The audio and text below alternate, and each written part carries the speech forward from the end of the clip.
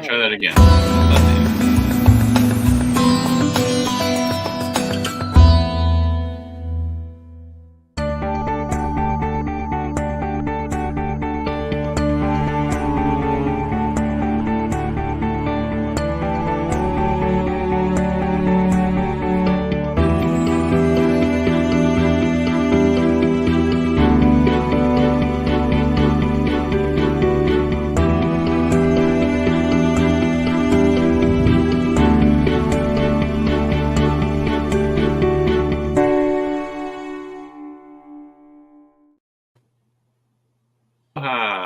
And welcome. And wow, I finally got the intro to work.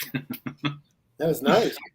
Welcome, Peter. Hi, Jonathan. Let me jump back over to comments. I see that we got a bunch.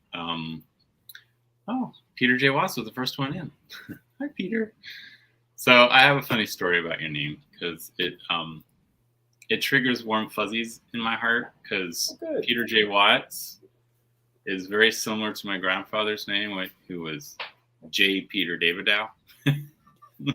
Yeah, so there's definitely a strong connection there. Medium Betsy Palmer, aloha. Viviani, hello. Maruta, welcome. Julie, aloha. I know you can hear me from the other room, I'm sure. Aloha, Patrice and Lisa Rhodes. And aloha, everyone coming in, and aloha, everyone watching back.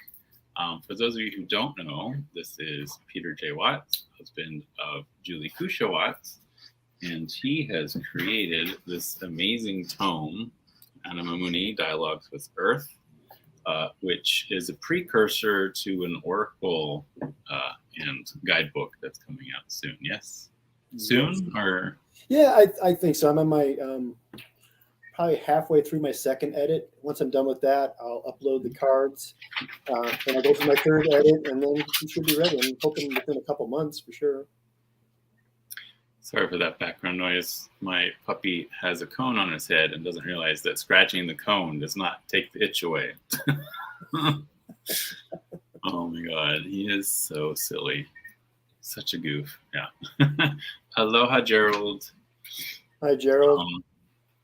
So I was trying to figure out a way of describing your book, and if you come up with something, let me know. Right. So it's kind of a mash of an art book, a memoir, a book of poetry, a book of sustainability. I mean, the chart you have of companion plants is like amazing.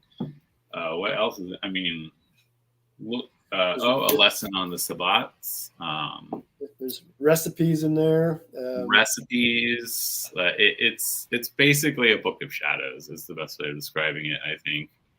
Yeah, that was a good description. I suppose that's about true. Yeah. Kind of part textbook, part memoir, right? Yeah. A lot of science. Well, I mean, the stories you share are amazing. What's that? Oh, the stories. The stories that you have in there are amazing. So. Oh my God! Just one moment. The puppy's trying to chew up a blanket. Hey, what do you think you're doing, young man? I'm gonna have a hard copy available too. So this is the hard copy, the hardcover, and the hardback, yes. Yeah, I wanted one for my own library, but they are very expensive. But the picture, I had to go with a premium ink on this one. If I went with premium ink on the paperback, it wouldn't let me make it into paperback. So I thought, I'm going to see if it's any different. And it is. The photographs and all the pictures are far more vibrant in this than in the paperback. And in the paperback. Yeah. But I didn't even realize it was a hardback option. Well, I'm in the process. I got a copy of it, and then you're supposed to approve it. And I'm going to do some tweaks on it before I upload it again. Okay. But I just wanted one for myself. I don't know if anyone wants to fork out the money for it or not. But it's already pretty expensive, I think. But but hopefully it'll make a difference for some people. Oh, Gerald has a good comment here. He says, it's a commonplace book for all things Animae Mundi. It's true. It really is. So the soul of Earth is Animae Mundi, right? Mm-hmm. And anime is like a plural of that. So all the souls of Earth included everything. So that's kind of where I came up with that. Right.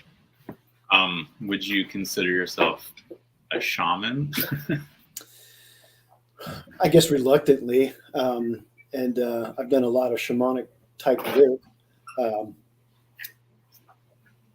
yeah, I mean, the reason I'm kind of pausing is one time I had done a workshop and I was kind of blindsided by the two organizers who then started to kind of attack me for using the word shaman, because I mean it is fairly specific to the Manchurian, Siberian area, Right.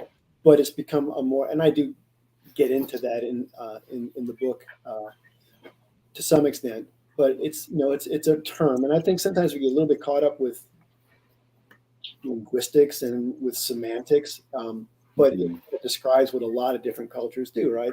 And it's Right. a word that's kind of become more worldly than just that specific group. So as long as I acknowledge that, I think it's okay to say, yeah, I do shamanic work. Right. Well, and the thing that I find interesting is that a lot of these, we don't really have another word other than shaman for that practice, is almost all of them have a world tree with us in the middle, the roots in the underworld, how many hells or whatever you want to call the lower realms. It changes number from culture to culture, but they still have it. It's the same thing. The heaven, earth, and underworld, and the tree is holding all of us. And almost all of them have a sacred bird sitting in the branches of the tree to protect the heavens. Yeah, it's pretty amazing, those common symbols and archetypes, how they come up in different cultures. Mhm. I think that's a kind of that universal consciousness that we're all part of. And so again, like using certain phrases or words, I try to make sure, I don't want to be taking away anybody's culture, but they're all Right. important. So there's a lot of Native American influence in there because that's the way I was taught. A lot of Celtic influence in there because that's kind of my background as far as my DNA is concerned, anyway. So it's it's pagan. I'm unapologetically pagan. Right. Well, it's interesting because totally along the lines of this, one of the books I'm reviewing for paganpages.org right now is Witchcraft and the Shamanic Journey. And that's where I was getting a lot of that information about how like all these different cultures have a world tree, a world mountain. A lot of them do these out of body experiences where they're going to the spirit realm. A lot of them have the same idea of this well of memory like nestled in the roots of the tree. And there almost all of them have some sort of reptile underneath to like gobble the evildoers. And You got to have the serpents, right? Some are serpents, not all of them though, because like there's a myth in the Celtic side. I'm having a brain for our names. The one about the guy who was cooking the salmon of wisdom and then ended up sucking on his thumb. Well, yeah, it was Caradwyn and Taliesin. Yeah. So they consider there's a big correlation between that that tree being the world tree and that well that the salmon was taken from is the well of memory, and the salmon is that reptilian guardian again. And then I know in the Mayan mythology, they have I think it's a gator, an alligator down there in the waters, the roots to eat. Right. Quite a few people have been coming in. Oh my God, Buddha, really? Excuse my clown nose on that one. Welcome, Candy. Aloha, Pamela Hi, Candy. Bachelor. Hello, and Jamie, Wandering Mountain Bardic Path. Hello, welcome Hi, everyone Jamie. coming in. Do I I need to take that? I don't see who's here, so I'm just saying hi to everybody. Oh my God, you are being a little spaz, aren't you? So if you're wondering why he's being such a spaz, someone was neutered and is fighting the cone. Hi, say hi to everyone. Your I bark would know, be like 3 times as loud, right? right? What are you doing? You saying hi to everybody? You're gonna go squeak that toy somewhere? Go on. Go on. Go lay down and settle. I know, you're just a little puppy and you've got too much energy to deal with.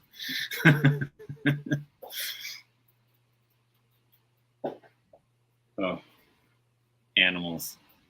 Again, Wild ones. our brothers and sisters, right? They are brothers and sisters. Mm-hmm. So can you tell us what is it that you want people to get out of this book more than anything? I think the fact that there's always something that we can do, and sometimes when we look at these problems, they're so huge, and it's just like, there's you just feel overwhelmed, right? I remember one of the comments when I was doing Facebook, which I don't do anymore, on my phenoculture page, is a kind of woman got a little disgruntled about, like, I live here in Wisconsin. She was from Wisconsin. I live in Wisconsin, and we can't grow food year round. Well, that's true, right. But even if you live in an apartment, you can grow a tomato plant in a container. I mean, it's just any way of just trying to do something. I mean, so I think if there's, like I said, there's recipes in there. There's stuff about fermentation.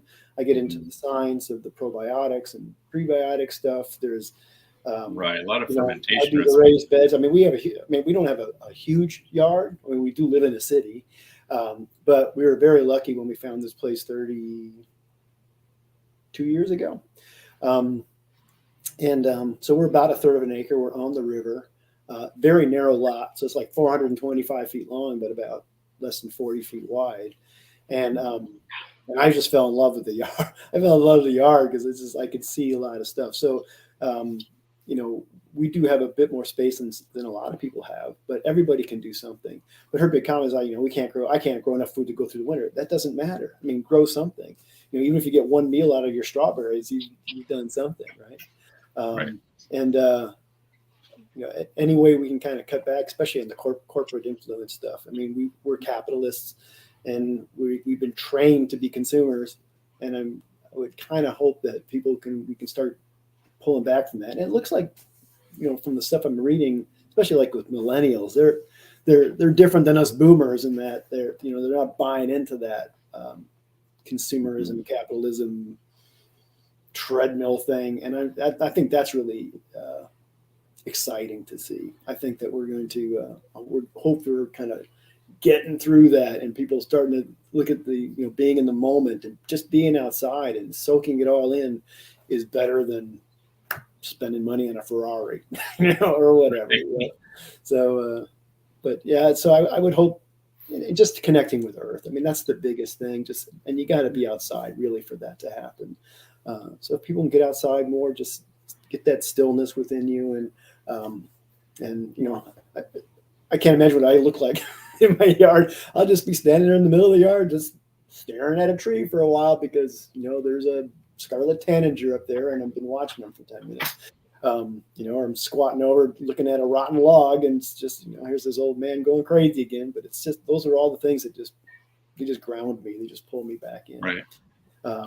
And all those things are important. And, the dreams are really important to me. I hope that somebody gets something out of that. I know it's kind of a sprawling work for sure, right? Right. But it was kind of everything. It is. I mean, Gerald was laughing before about the kitchen sink, but it's true. It's like it's everything in the kitchen sink. I have a couple other books in mind, but they're not like this. This is kind of like everything went in there. It's like being in my brain for 310 pages, Jonathan. That's what that's not wrong, right? And the thing that I love about one of the things that's in the book that you mentioned is the fact that you got your property actually certified as a wildlife habitat, which is absolutely amazing. Well, and as I wrote, it's not that strenuous of a criteria to get in, but we have habitat for animals and young where they can rear their young. We have food sources, both natural and stuff that I provide for them. water sources. I mean, just the basic, needs that the wild ones need. And we, I've kept track of a lot of different. I have a list of the birds that I've kept track of in here. I mean, all the plants. We have huge number of insects and pollinators that we get in this little yard of ours. So it's like I said, that's the stuff that's important to me. I've been taking all my life. I got to give something back, right? Right. No, I totally get that. And even if you don't live somewhere where you can grow year round, there's greenhouses you can do. And I've seen them where they create these greenhouses where they dig down into the earth. That's the way to go. Yeah. And then create like this dome over top. Yep. And they can grow year round. I saw an image of this person, like they made a huge one though. They had like a hammock between two palm trees in this like dugout greenhouse, and it's snowing outside. I've seen growing food. There's 2 feet of snow on the ground, right? So, right. I mean, I wish we were a little wider because I have really wanted to do that. But the deeper you get into the ground, the more the temperature kind of regulates. You get down a certain number of feet, it stays at a steady 52 degrees. And so with that greenhouse effect on the top, you can really prolong your growing season. And I do that above ground too. I mean, I have hoops or something like that I can put over things and continue the growing season if I need to. But again, you harvest as much. And that's really, it's a good thing I'm with Julie because I love growing it. Like right now, I want to be outside. I want my hands in the soil. I want to be planting so badly. But then come harvest time, I'm like, I want to go to the woods. I'm out of here. And so, all the food just rot on the vine. So Julie's been really great about, harvesting it all, preparing it all. We freeze quite a bit of it. There's some canning, but not a lot. Dehydration is a big part of it. So preserving the food, and we get as much out of that as we can for the rest for as long as we can. Well, and the fermentation helps too, right? Yeah, and it's like you said, it's so good for you. And boy, I sure love it. The sauerkraut is just so delicious. Yeah, here's Julie harvesting. Yep. So you're the grower, she's the harvester. Yeah, I'm the kind of the fire starter. I get bored with stuff pretty quick, and I got to move on to something different. Mm-hmm.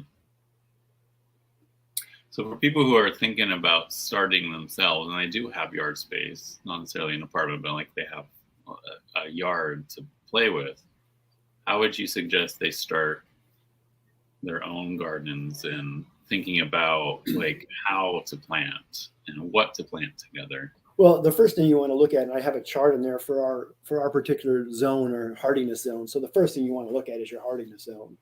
Ours used to be 5, and now I think it's called like 5A now because of climate change. Those hardiness zones have shifted quite a bit. And so you look at your hardiness zone, and that'll, then you start looking at plants that will survive in that zone. And so if you're too far north, you're not going to be able to grow lemons, right? For instance, something like that. Yeah, so there's the outdoor planting guide. And then the first thing you want to know is for your hardiness zone, how much space you want. I mean, what's your favorite vegetable? Do you want to irrigate it? Do you want raised bed? You want to plant in the ground? I just want to do that. Really? Who's this? He wants to be in the show for sure. Hey, this clown you have on your channel today, Jonathan?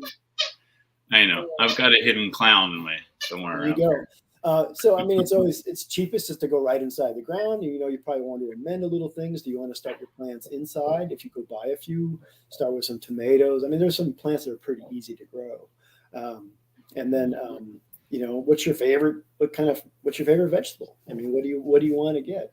You don't want to plant 5 cherry tomatoes because you're going to get so many cherry tomatoes that there's no way you'd eat them all, right? So I guess that's the way I would approach it. And then if you go to a greenhouse in the spring, they'll have pepper plants or tomato plants or kinds of stuff that you want to grow. But I think that's the way I would approach it. First, you definitely got to know your hardiness zone. Think about what you want to grow and just put it in the ground. Nature will take care of it. That's definitely more of a handling plan. Kiana's sleeping on her tower because she wants nothing to do with being anywhere near where the dog can get her. That's right. The other thing that you have that I think is really amazing to actually have as a list is the companion plants. Like if you're going to plant, yeah. Like you don't want to put dill and carrots together, for instance. Well, I found out something that I had no idea. Don't ever plant a tomato next to a ginger. The tomato, it will attack the ginger. Like you could see, like you can't see that the plant's moving, but like we were like half of our ginger plant was like being engulfed by the tomato. Right, and that probably has as much probably size. I mean, I don't know if there's any kind of chemical thing going. Some of it's literally there's a chemical warfare going on underneath, and some plants will kill everything around it. They just don't. The chemistry just doesn't work. But that one sounds like more like you got a tomato like this, and then you got. I mean, it literally was ginger, wrapping its branches around the ginger. Like trying to strangle it. It was crazy. I've never seen a plant act like that. Well, tomatoes are vines, so they'll try to. They don't really climb up stuff, but they'll use them for support to get up there, right? Oh, we have a question from Gerald here. I will mute myself while I deal with these dogs. Hey, Gerald. That's a good question, and I don't know. I mean, kind of when I know the book. I wrote it. I edited it a million times, and I know it. But one of the things that I kind of did is open the book, and I kind of went through all the illustrations inside there. I have quite a few hand drawn pictures, and I think for to some extent, some of them are colored, some of them are not. I have photographs inside there. So for me, it was like like one of the first things to do was just to kind of go through and oops, I go this way. I can't even see what I'm doing there, and just peruse through the pictures. They're all pretty layered, and then something might catch your eye. Of course, there's a table of contents, and there's stuff in there. So if you're interested in dreams and visions or shamanic work, there's going to be a chapter kind of dedicated to that. The Living Lightly section is the one where I have lots of pictures about what I've done with my yard. And with the recipes and making your own cleaning supplies, that kind of thing. The Wheel of the Year, where I get into more, it's mostly kind of the Celtic aspect. And I think that's another thing that if people should be doing is looking at the seasons and arranging their life around that. And I think especially people that suffer from SAD, and I have friends that get very depressed in the wintertime. Being in Wisconsin can get pretty long. But if you start recognizing all those quarter and cross quarter days, I think that is a really important thing. Just if you live in a place with seasons, you don't really get too many seasons where you're at though, right, Jonathan? Right? And you get your rainy times, but it's probably not that bad. It's just not the extreme that everyone else gets. So. Yeah, and for me, I love having the seasons. And I think that's important. So, yeah, I think everyone's going to probably approach the book. I'm really interested in hearing how people attack it. But I think everyone's going to probably approach it a little bit differently. I'm not going to say the poetry is great, but there is poetry in there. And a lot of it is anecdotal. I think the best teachers I've ever had are storytellers. And that's why I think a lot of it is kind of from the storytelling aspect of it. So I can teach the science, for instance, and do it through a story. And so, I think, again, I'd be interested to hear how you approach it, but I think it's a kind of dartboard, go for it. Something might catch your attention and then you'll just read through. I know people are reading it from the beginning to the end, right? And I don't know if it reads necessarily like that, but yeah, I guess there's lots of ways you could approach it. And then Jamie, I posted it earlier, but Jamie says, I went through and tabbed everything that interested me, things that she well knows, and then tabbed things that intrigued her, and then tabbed stuff that she didn't know. She loves to tab all the books. So. You got a few Post-it notes in there, huh? But it's funny too, because every time I'm flipping through, I'm like, oh, why did I not see that before? If you like geology, there's geology in there, and I think in some ways it is like a textbook, So if you looked at, it's kind of how a textbook to live with the planet from a metaphysical, physical, shamanic, practical, facets, I guess. And then you do have a little bit in the back about the oracle that's coming out. Yep. Yeah, that was kind of interesting. I have 64 of the drawings, and it'll be all black and white. So all the pictures I chose are all the pen and ink drawings. And that process was really interesting. I mean, originally I thought I'll just pick out the black and whites, I'll make cards, put it out there, and then people go, "No, we need to have a guidebook." I'm going, I don't want to write a guidebook. I don't want to. But I'm actually really enjoying it. It's been, I don't know if you had a chance to see, I gave you a Dropbox link if you wanted to look through some of it. I've been flipping through it a little bit. Yeah, so there's basically 8 sections that go with the quarter and cross-quarter days. And then I assigned it to either a time of the day and an element. And it probably came out really different than what a lot of people might expect. Like whatever East means to you, it means maybe something different to me. And then kind of with the help of Julie, we just went through, get me out of the water. Yeah, Betsy says our winter weather this year is coming out of the water for much of the past 2+ months. Yeah, it's been pretty crazy weather here lately. You had to find other ways of filling your time out there in the beautiful Maui. Mm-hmm. Yeah. And then Jamie says that it's her bedtime book. She reads a section a night. Oh, that's good. Yeah, I think. Well, that's when I read all the time anyway. I've been doing that for years. So I'll go to bed and read until I fall asleep. The book link is coming up with an error for some reason. Oh, that's weird. Okay, I will try and fix that after. Because I have the link in the description. Oh, okay. Yeah, if you go to Lulu and type in Animae Mundi, it should come up. But yeah. So it's at Lulu. So. And I think even if they just put your name, it should pop up, I think. Is that right? Okay. I think so. And I think it's available through like Barnes and Noble, I guess now. See you, Gerald. Thanks for stopping. And Amazon's got it and stuff like that too. I don't know if they're getting it printed by Lulu, so I don't know like the print quality, how it'll be different from them.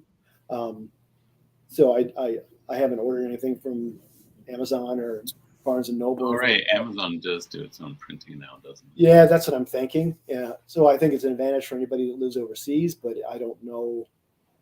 I have no control over what it looks like. So I mean, I had to approve the copies coming out of Lulu, but I don't know what's coming out of anybody else. So there's I got mine off Lulu too. So. Yeah, it takes about a week or so, maybe a little bit longer to get to you.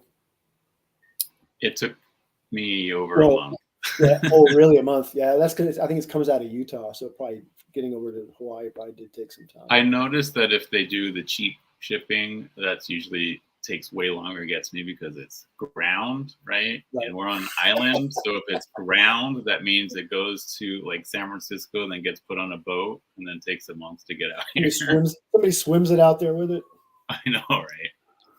Thank you, Jamie. Jamie threw up the link. Oh, thank you.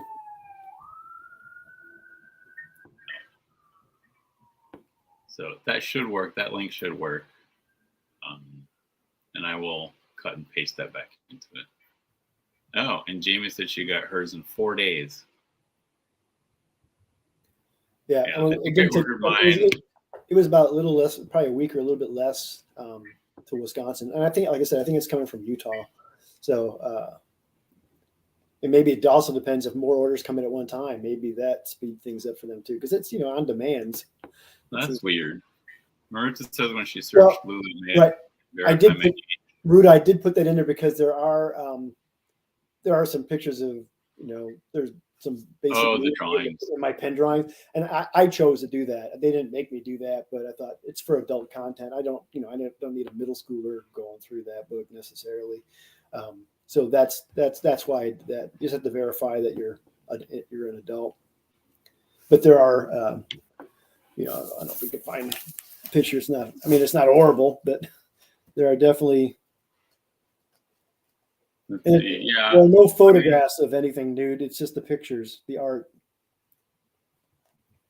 Yeah, so they shipped me the book on 1/30, and I Right, only got it a couple weeks ago. right. So there's one. That's why I did it. So there's a goddess in there, and she's she's topless. So it's not too explicit, but I chose to do that just to kind of cover myself. Jamie says your link may have failed because you have to agree to see censored content. Oh, okay. Yeah, and I noticed that when it asked me that, and if I click on the link and said I'm good, and then take that link to where they take me, it never asked me again.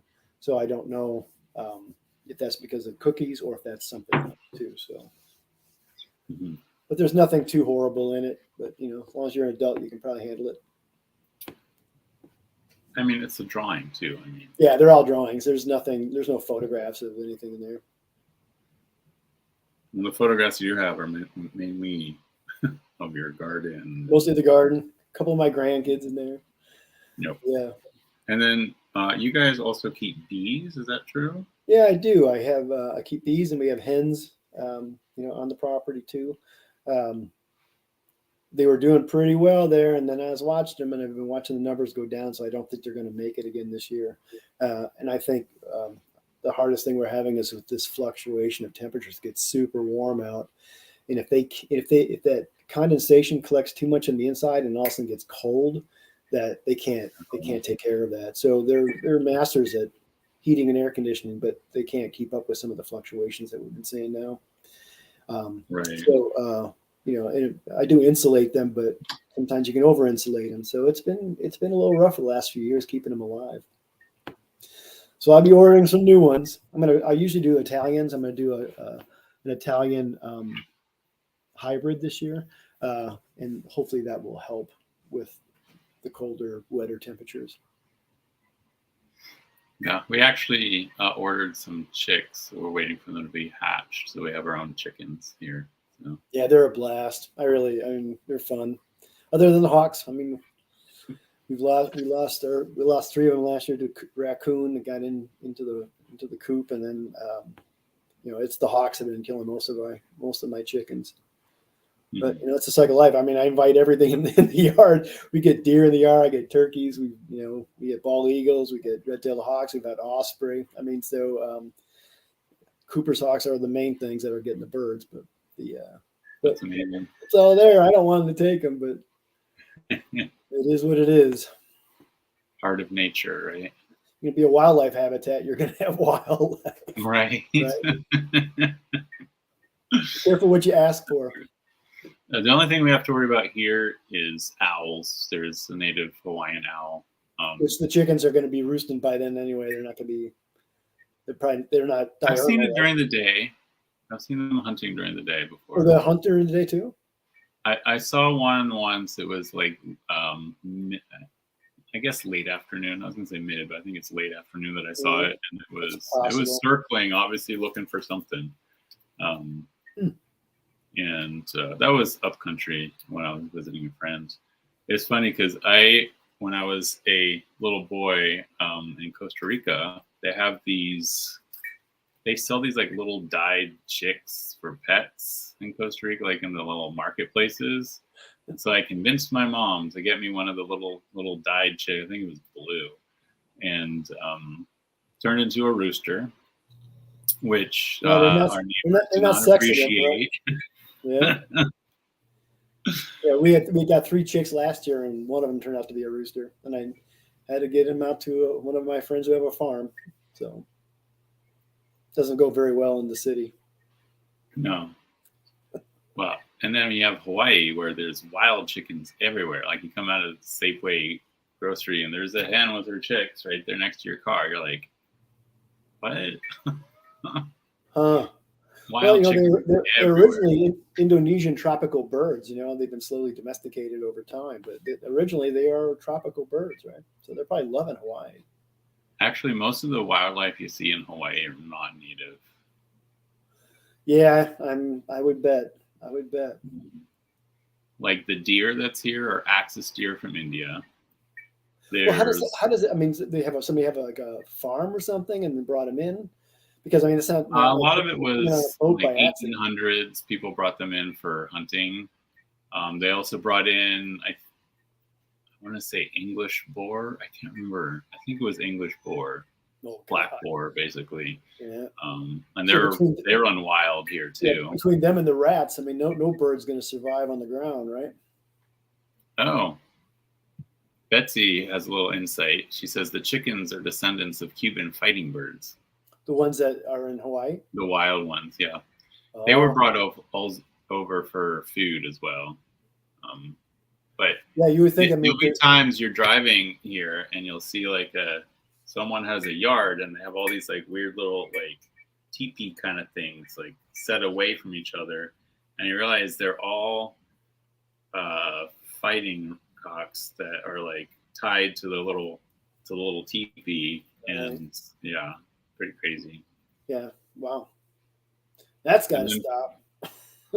Yeah. Pamela says, I was going to say, I last lived in Kauai and wild chickens everywhere. Yeah, Kauai has the most feral chickens of any island. Yeah. So, and then Betsy says there's lots of underground gambling here. There's lots of like chicken fighting going on.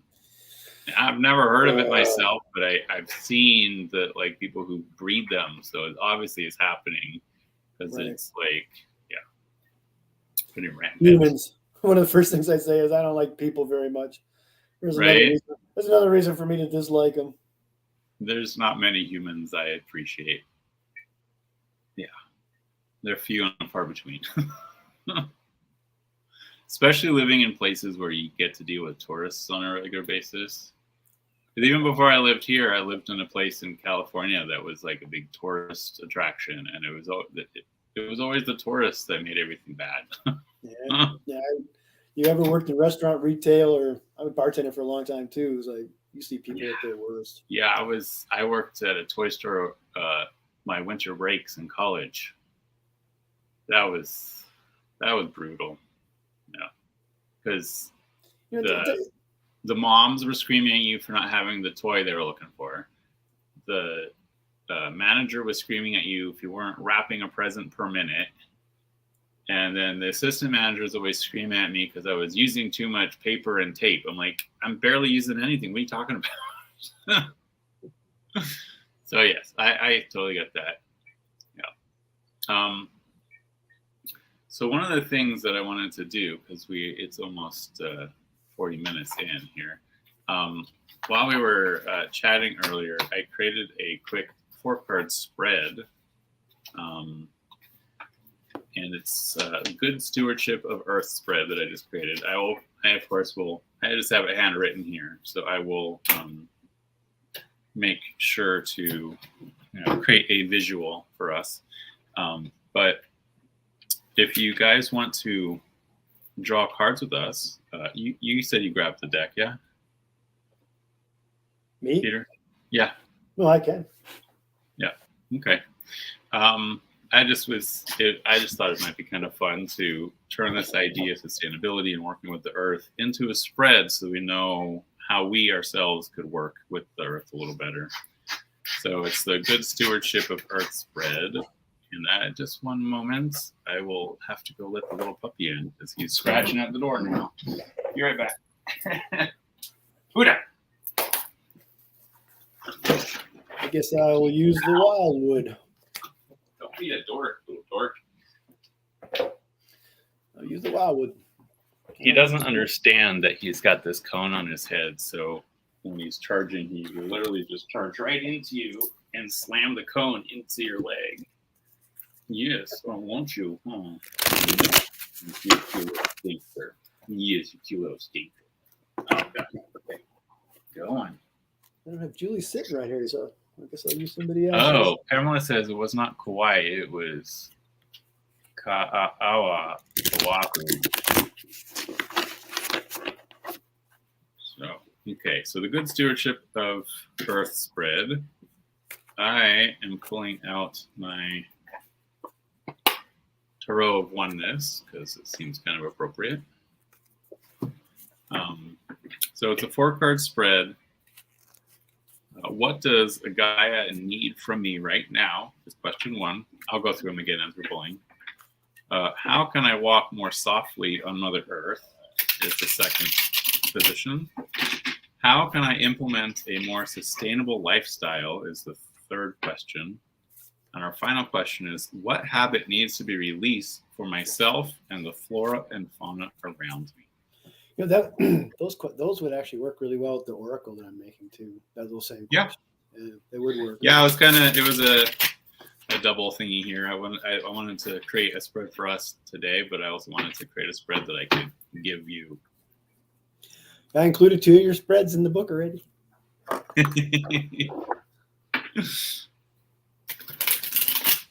Okay, so if anyone wants to go with us, the first question here is, what does Gaia need from me right now? And I think what I'm going to do is I'm going to shuffle and then just pull the 4.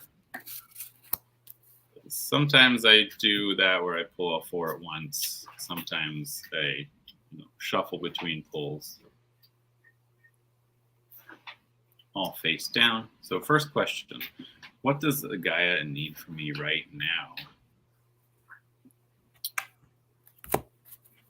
And I have to remember what embodiment, I think, was Queen. If I remember right. Oh no, King. So I got the embodiment of Pentacles. What did you get? Happiness. Oh. 10 of Vessels. So Gaia needs more happiness from you. Hey, look, you are filling people's cups. You're filling people's cups in that image. That's right. Whereas me, I'm obviously meant to get that crown back on my head so I can, help implement good things around me.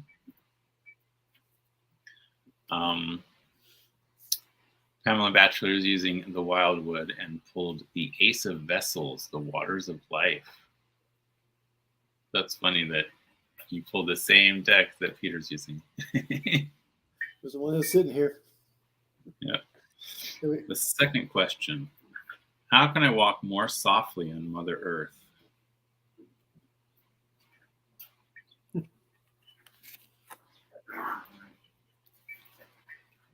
Let me also type the questions in for people here.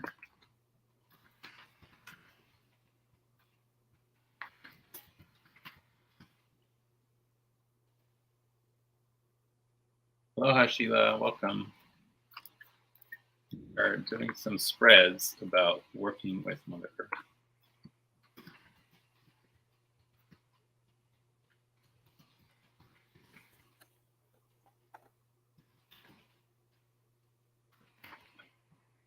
I type when my computer's up high. I'm like, eh.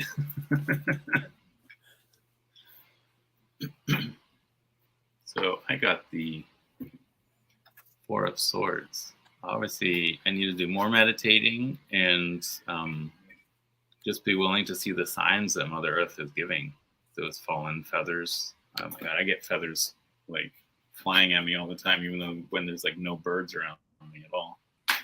So I got Celebration, which is Celebration. Nice. Yeah, I think that's like celebrating, the quarter and cross quarter days, and we do that a lot. We've been doing it for a long time, but with the pandemic and everything, things like kind of slipped for a while. And you got Pamela got the same one as you. Same exact card, huh? 4 of Bows, Celebration.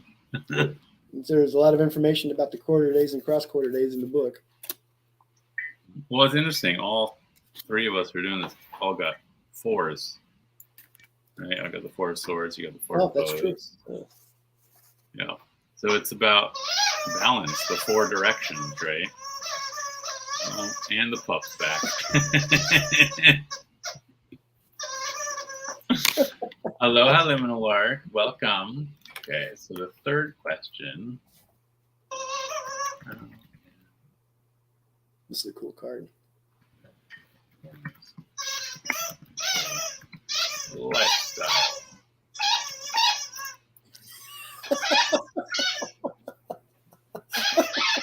Oh my God, Buddha.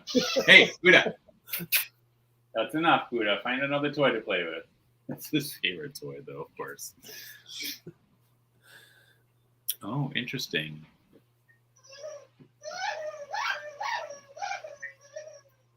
I got The Nine of Pentacles. What So was the it's all question about again? the garden, right? How What's can I what's the implement a what's more the question? sustainable lifestyle? Garden. Create a garden. Which we've been doing. I mean, we have several trees planted. We have an avocado tree, a mango tree, tangerine, starfruit, papaya.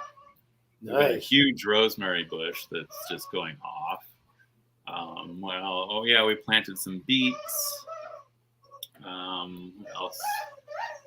Part of the problem is because we're in such a hot climate, not everything survives. And it's not even the heat; it's the wind. We get so much wind that the wind literally strips the moisture out of the plants. And sometimes when it's super windy, you can water in the morning, you can water at night, and they're still dry. And what's the question again? How can I implement a more sustainable lifestyle? I got the journey. It's a great card. Talking about shamanistic stuff. That was It is, part and of it's the stories that the shamans would have these visions of being taken apart, the flesh boiled off their bones, the skeleton reformed by the Lord and Lady of the Underworld, and then the flesh reattached. And then a lot of them, that was how they became shamans. That was the not integration. The word is escaping me, but it was how they became shamans, right? Initiation kind of a thing. Pamela got the green man. Wow, that's nice. Mm-hmm. Betsy has all three. She got the 10 of Pentacles, the 6 of Cups, and the High Priestess. Mm-hmm. Kind of what you're doing already, there, Bets.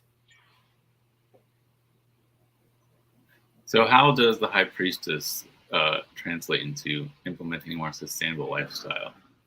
It's listening to the intuition, right? Not just your intuition, but the intuition of Gaia. That's how I'm seeing it. Yeah. And then our fourth question.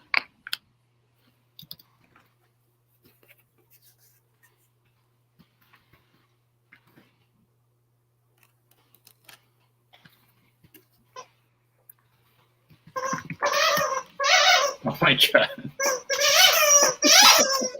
You're getting louder, not softer. You're such a little spaz.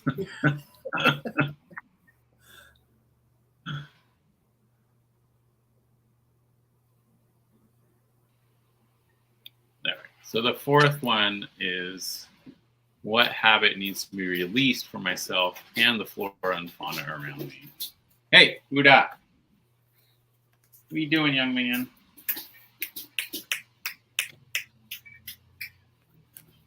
That's not how you drink water. You can't dig at the water bowl like that. Oh my God, it was fast. Ow! He's attacking me. Are you part of the flora and fauna around me? Yeah, you are just little stinkers, but you are.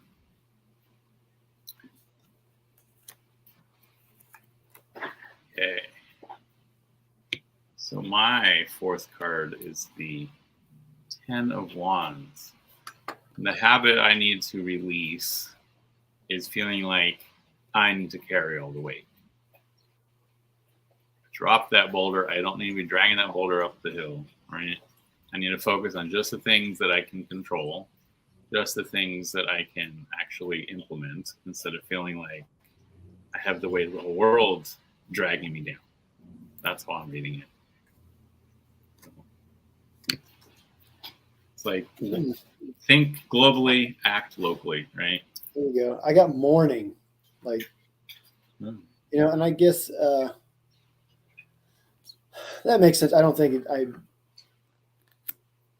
I'm drowning in it, but boy, one of the things I talk about in the book is Hyrith, which is this kind of really intense emotion about how when you're for me, I get it when I'm out in nature, and some of it is just an utter sadness about what we're doing to the planet. And so again, I don't think I'm drowning in that, but that's probably something I do need to let go of is that sense of sadness I have for what we're doing to the planet.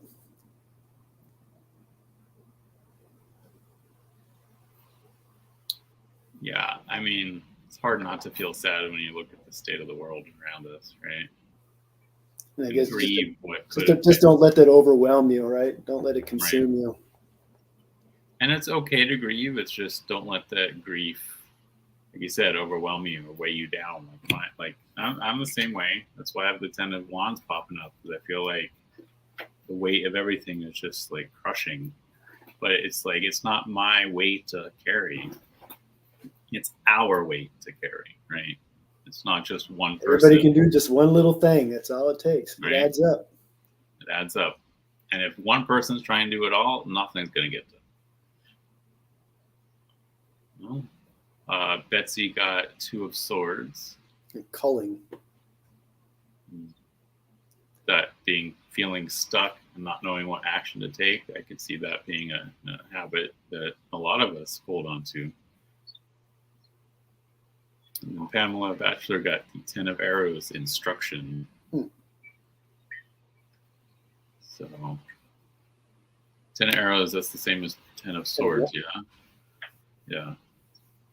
So maybe not. Again, we're all getting very similar answers of like, don't let the overwhelm of it stop you from doing what you can in the space that you're in. Yeah, immobilize you because of just the sheer, it's overwhelming if you think bigness about of it. Yeah. Right? I always laugh at it. Save the Earth. We don't have to save the Earth. The Earth, the Earth doesn't need saving. She'll be different, but she'll recover. And all of her children need to be. That's the other thing too that starts getting me down is that it's one thing for me to have a death wish, but to bring so many other things down with me isn't acceptable. Right. It's not acceptable. Right. And it's interesting that I always look at the bottom of the deck, because that's just one of the things I do. At the bottom of the deck? Mm-hmm. And interesting enough, what did I get? In this deck, instead of the Hanged Man, we have Perspective. And it's a bunch of hot air balloons. So I think the real thing is being able to take a step back, see the bigger picture, and see how, like you said, the little things add up into big changes, as long as everyone's doing it. If only like a handful of people are doing it, it's not going to make it'll make a difference, but it won't make a huge difference. So, well, and there's so much to intent, that you may not be able to do everything you want, but the intention is there. I got 2 of Bo's Decision on the bottom of my deck. Oh, which is interesting. That's what Betsy pulled as her 4th card, so there's an echo to that.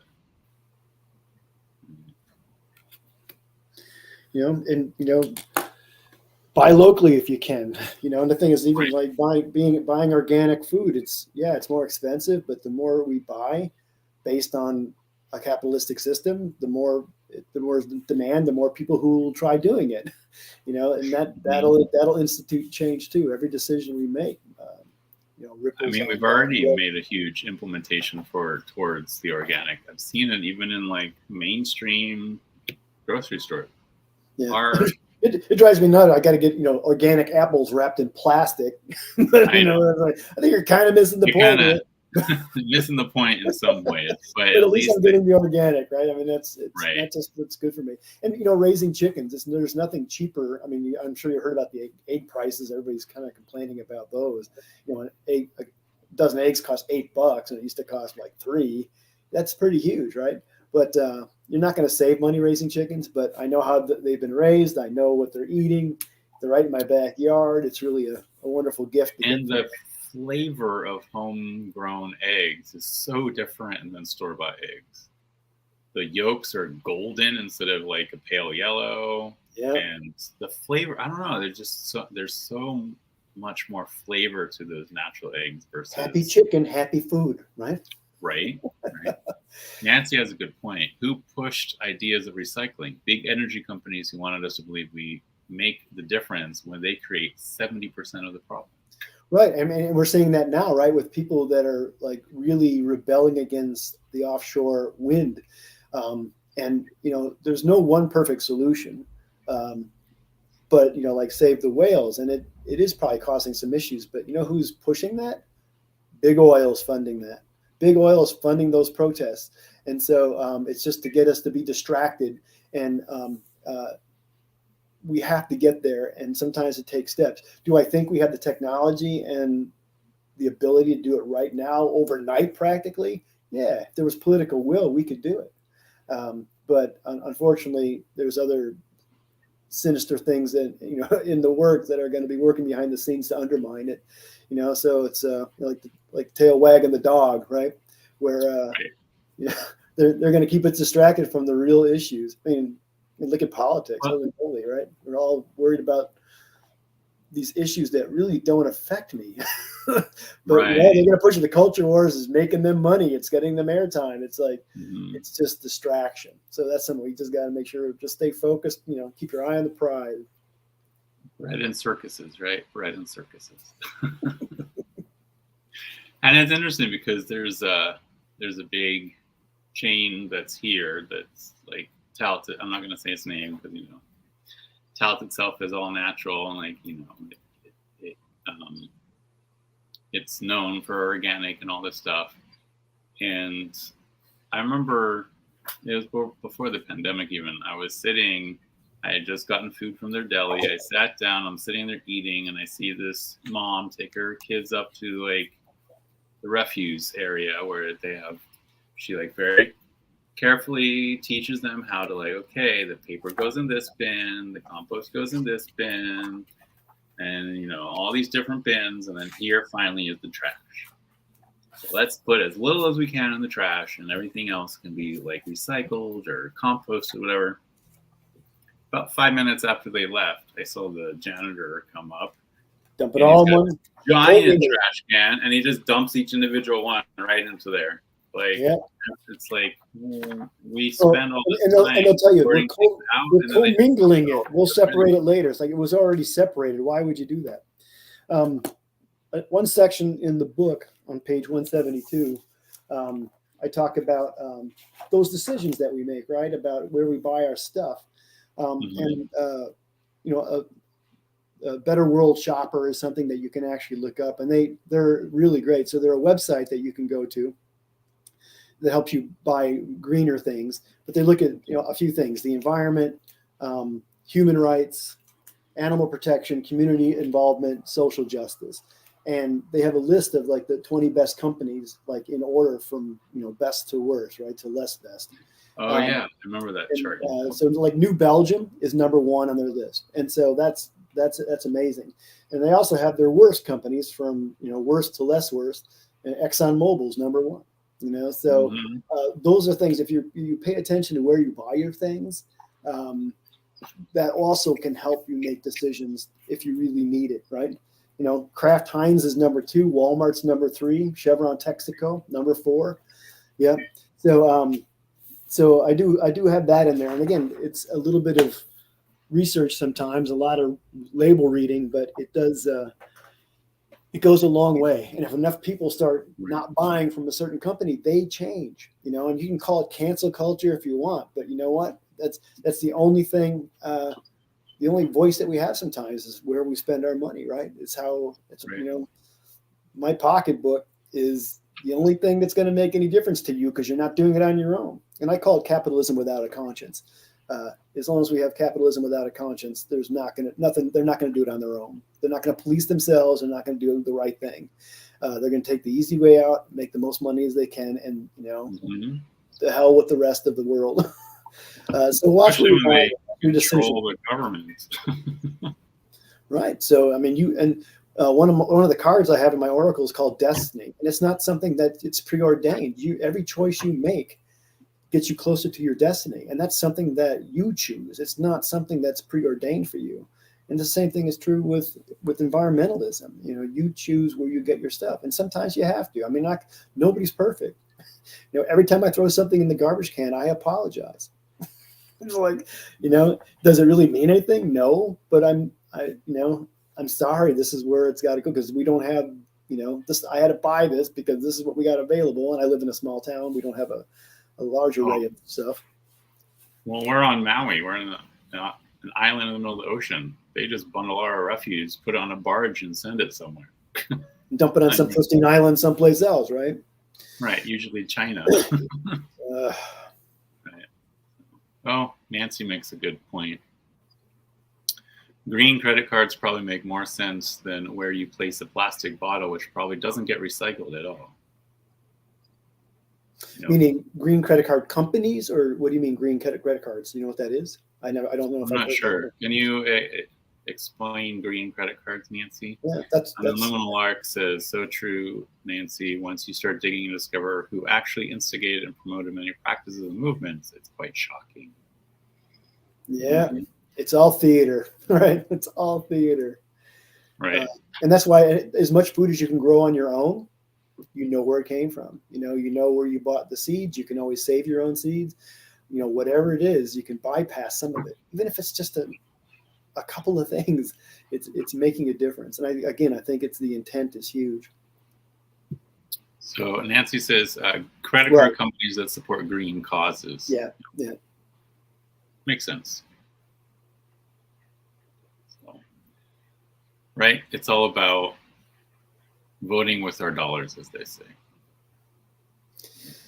And even if it's just every now and again, it doesn't. I mean, you cannot.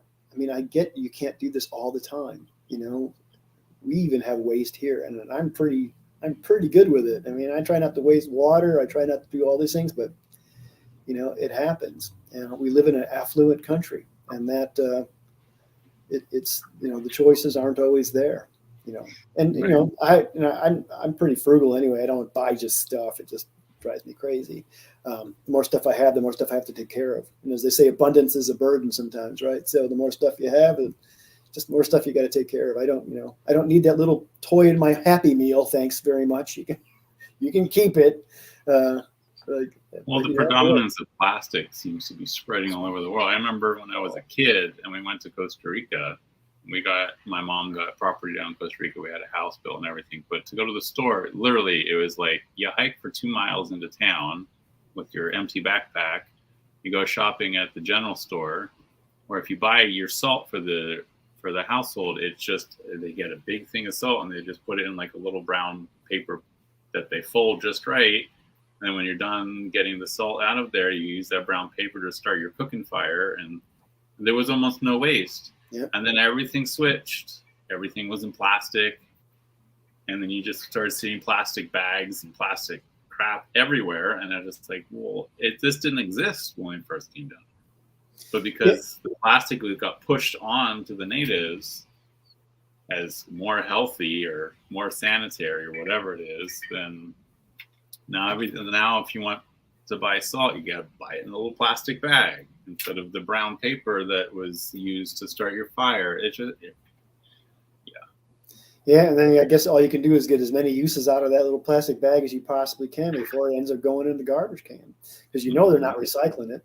They tell you they are, but again, if there's no market for it, there's no. We had mandatory recycling, and then now it's pretty much you put in recycling, and if they can't use it, it goes in the landfill because the market's not promoting it right now. I mean, they're not making any money off it, so they throw it away. Not because it's the right thing to do, but because they're not making any money at it. Because it's the easy thing to do.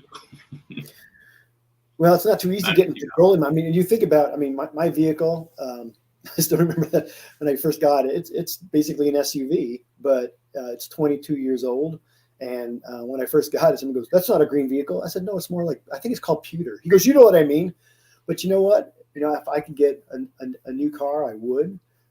But I drive things to the ground, and you think about everything to get new metal, do all the batteries. If you go electric, there's gonna be repercussions down the road. So that's what we had at the time. That's what I could afford at the time. I got as much. I took as good a care, and I'll keep driving it till it doesn't want to drive anymore.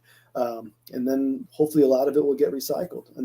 But we don't always think about that, like how much energy it took to get that metal. That's why recycling works so well, because you cut out a huge amount of that energy use up to that point. We don't think about all the calories used to dig the metal out, to make the petroleum, to get the petroleum, to begin with, and keep going back to drill for it, to find it. I mean, all those things are all in there. Once you got something, hang on to it as long as you can. I keep repairing things, and I think it drives Julie crazy. She goes, as soon as the plastic starts breaking in that car, you got to get rid of it. Like, there's plastic breaking the car, but I'm still not getting rid of it. I will get all my use out of it as I possibly can. It's not beautiful. Well, I was saying, this computer that I'm using right now, like, most people would have gotten rid of it by now to get a new one, but not in the same way. I'll use something until it literally cannot be used anymore. Well, so I've had this MacBook Air since you can't even give those to people anymore. They tell you to throw it away. I say, I'm not throwing this old phone away. You tell me that you can't use anything out of this old phone? Oh my God. And phones that's a whole thing in itself, right? Right. Everybody's, I won't say everybody, but virtually everyone has one. And we're not better at finding ways of reusing it. Right. Right. Yeah, we can be better in everything. So maybe the book will provide a little bit of information for some people, maybe a little bit incentive, maybe a little bit of curiosity, maybe a little bit of a push to do something a little different. If I can get one person to have a compost pile in their backyard, maybe it was worth it, right? And that's even go with on-demand publishing, whereas spending $35,000 to get your 1,000 decks and books or whatever it might be, you don't sell all the books. Now you have all these extra books. Well, there's a lot of resources that went into making those books, and now we can't even use them. So I think the on-demand is really kind of a nice thing to have too. It does seem more environmentally sound than buying a whole bunch of stuff that might end up going into a landfill. Oh, good Lord. Okay, Buddha. Can you settle for a little bit? You're getting yourself too worked up. Speaking of plastic, here's another big thing. How long does it have to wear that? I think about 7 more days. Oh, really? So it's been a week already? So it's 2 weeks, huh? Yeah, it's been a full week because it was last Tuesday. He needs 1 more week. It's a 2-week thing for him to recover. What are you doing? You cannot climb me. I am not a tree. Oh my God, dude. So this is part of the Peter J. Watts book tour. Where are you going to be next? I will be on Carla Astrology's channel on Saturday, noon Central Time. So 1 o'clock Eastern Time.